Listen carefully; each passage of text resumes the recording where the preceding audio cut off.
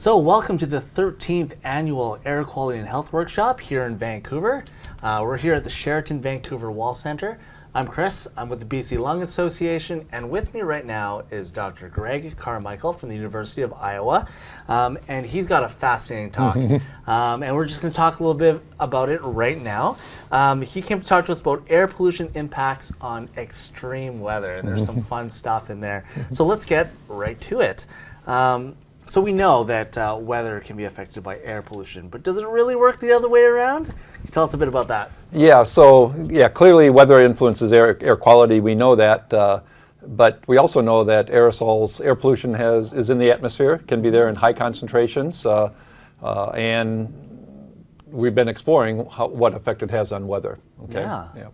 And certainly from a climate perspective, we know we've done a lot of research over the last decade understanding that aerosols play an important role, but weather, not so much. Yeah, it's really fascinating stuff. What are some examples? Like, for example, here in the Pacific Northwest, what kind of effect could it have on our weather?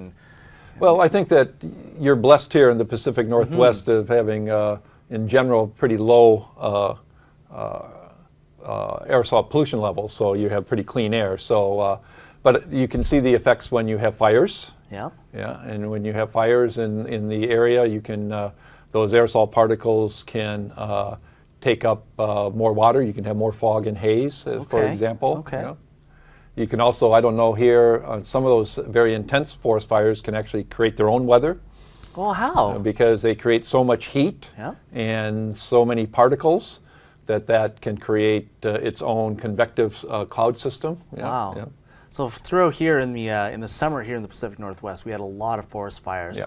So are you suggesting that we would have had perhaps, for lack of a better term, a weather change? Yes, because those particles that are coming from smoke, clearly you're going to have less solar radiation reaching the surface, so the surface is going to be cooler, and that's going to change the atmospheric wind speed and other conditions. So.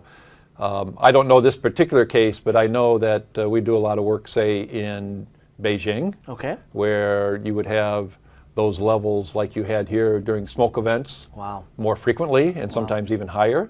And we've documented that the effects can be, very importantly, that the weather can actually make the smoke and the aerosols can actually make the air pollution worse because you have the same amount of pollution, but now you have less mixing in the atmosphere, so the stuff stays closer to the surface.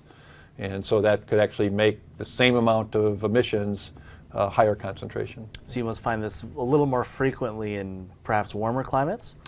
I think warmer climates, but also where there is persistently high concentrations of aerosols. Wow. Yeah. Do you have other examples around the world where this has been pretty evident? Oh yeah, I mean I think that Delhi is a good example. We've done a fair amount of work in Delhi as well, and so it's not just from a human perspective, but these aerosols, when all the aerosols that we have scatter solar radiation, and so we actually have less solar radiation reaching the surface. So that can change the weather, but that means also less amount of solar radiation for plants to grow. So this dimming due to air pollution, that's called the dimming of radiation at the surface, can have impacts on weather. It can increase air pollution, but it also can have an impact on crop yields, for example. Wow. So that's got a worldwide impact very quickly as well.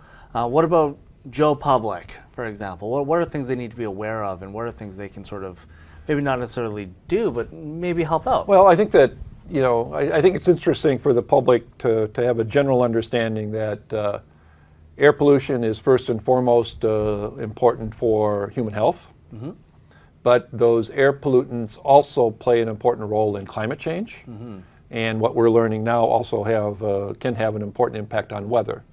And so when we think about controlling pollution, we can get some multiple benefits. So we can control pollutions first and foremost for human health, but by controlling the pollution levels, we can also get a climate benefit and perhaps take nature back to its more natural weather state. Yeah, that's fascinating. We're out of time, but we will have Dr. Carmichael's slides and his deck on his talk that he gave today, which he obviously goes in far more detail than our little conversation here. We'll have that available on our website. So I want to take this time right now to thank you for No, thank being you. here and Thank doing you. this with us. My pleasure. All right. Thanks a lot.